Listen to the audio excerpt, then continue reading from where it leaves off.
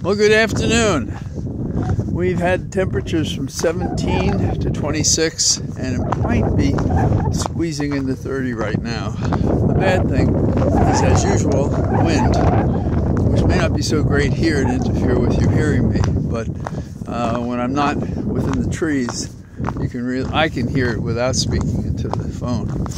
So that's the Thomas Jefferson weather report for the day. In terms of the Edward R. Murrow section, let me say what the one surprise surprise and not a surprise today was the fact that DeSantis has stopped his campaign and has gone forward and is endorsing Trump. And so we see that these guys have no backbone, no spine, that nothing they say means anything, because all they want to do is to get ahead. And DeSantis has probably figured that his maximum assistance to Trump can be before the New Hampshire primary. And that may not be lost on those that want to stop Trump there and then stop him again, or try to whittle him down, if you will, in the South Carolina primary. So that's where we stand. There's been talk that DeSantis is looking forward to running 4 years from now. After the millions he lost and all the people who worked on his campaign and the changeovers and the performances, notwithstanding the fact that he came in second in the Iowa primary, which is a miracle that race with so few people of such a identifiable narrow view could matter in a presidential race, but there it is.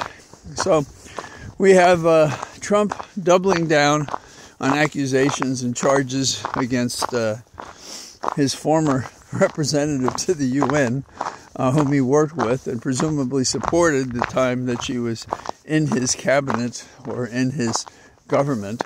And so they're going after her. But it's been a little confusing for Maestro Trump because of his own gaffes out there on the hustings. So he's running around trying to close this off, and plainly the hope is that DeSantis coming forward at this earlier stage is going to help him make it seem wasteful or unlikely that anyone can stop him now. I'm sure that's his thinking. And he does run scared, which is a good thing actually for a candidate to do. But one who's desperate and malformed and evil and a criminal and who tried to overthrow the government, you would think that would matter somewhat. By the way, I have my new spikes on, and I haven't fallen yet. And if I do, you'll hear all about it, or you may see it, depending on when it happens. The other thing that's interesting is the Wade-Willis thing, or the Willis-Wade thing. Willis being the prosecutor, the chief prosecutor, the elected prosecutor in Georgia, and Wade being the chief assistant, if you will, who's been charged with putting together the case against Trump and company. And the more we hear about it, the more trivial it sounds. In this sense, marriages break up, and Wade has been separated for 2 years, if I understand the reports correctly. And the reason that he separated in the first place was because his wife was having an affair with Wade's best friend, which is the kind of thing that can annoy somebody. So, and then on top of it, which makes sense in most divorce cases anyhow, is that they're having a I want to make sure he didn't run over me. You should know with my cleats, it's like magic. I can fly through the air with these. And so that they have a no-fault divorce, which means, what do you need the testimony of Willis for? And there are people guessing what the judge may do is ask Wade to recuse himself and leave Willis as the prosecutor. I leave them both. I don't. them having a relationship when there's no conflict involved and there's no crimes broken. Just grow up. I mean, when did the blue laws ever apply in Georgia? Tell me about that. The overall hope among some Republicans, independents and former conservatives, that is of a school in which ideology and policy mattered rather than the kind of Kool-Aid monster we've built into Trump that loves the uneducated and the unthinking, and Jacoby and Hofstadter and others have written about these people who are entirely uncomfortable with the educated. And these are complicated issues, and I've seen some of the smartest people in the world on staff on the Hill, and I've seen some very smart people in the House and the Senate. I've seen the others too, and we have a lot of them, and they're mostly on the Republican side, and the better Republicans are leaving the House and the Senate because, frankly, they don't want to waste their time, shouting at each other, the eternal campaign, lying, not trying to help the people. These are not the signs of a good government. I've said this before, the standard of civilization is how we treat our own. And the Republicans choose not to treat them at all. Rugged individualism. Go out there and figure it out. The frontier thesis, which goes back a long way, and we're far past it because our frontiers have been seen and are known, and we've experienced them and dealt with some of them well and some not so well.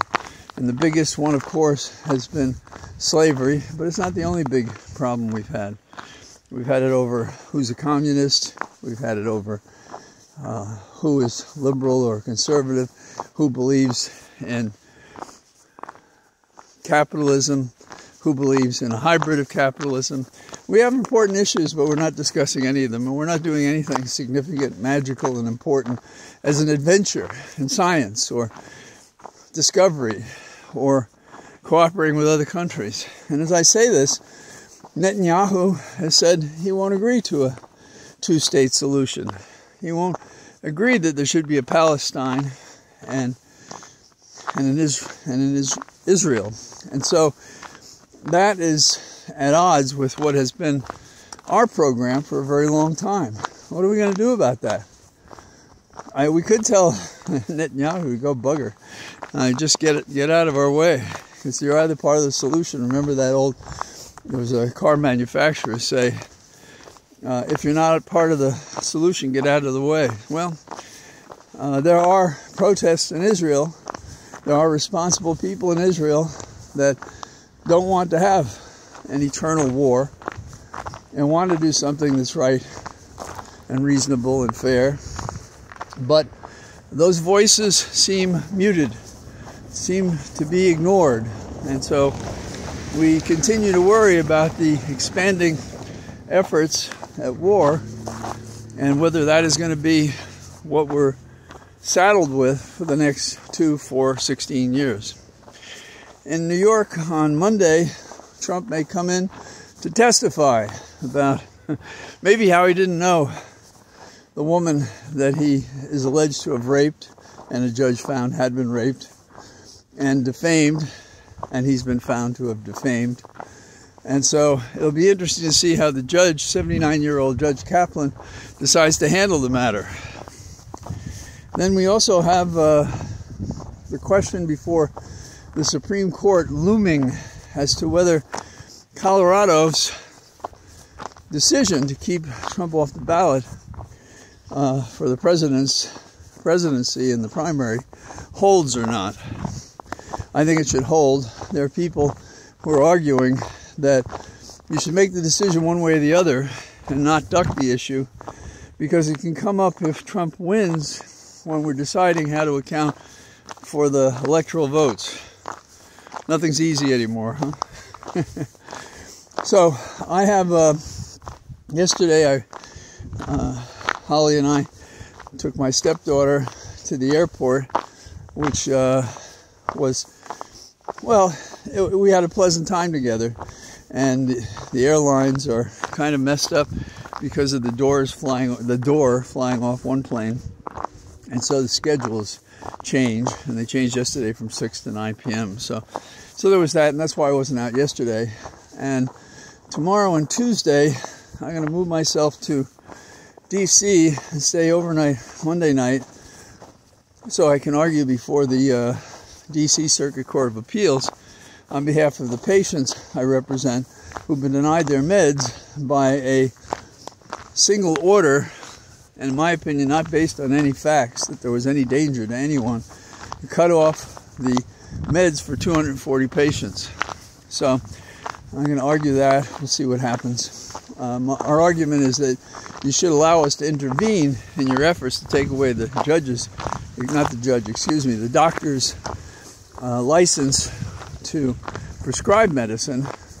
Shouldn't be able to do that without considering how it affects the patients and whether what you're doing makes sense. And you shouldn't be able to unilaterally do it without having had notice first and a hearing next before doing that. And we've had suicides and deaths and a great deal of pain and suffering. So we're hoping that the 3-judge panel who will hear us will be sensitive to this. So that's what I got. And I'm on our snowy, sunlit trail in our cathedral of trees. And I don't know if I'll get to you tomorrow or Tuesday, but I'll try. Bye-bye.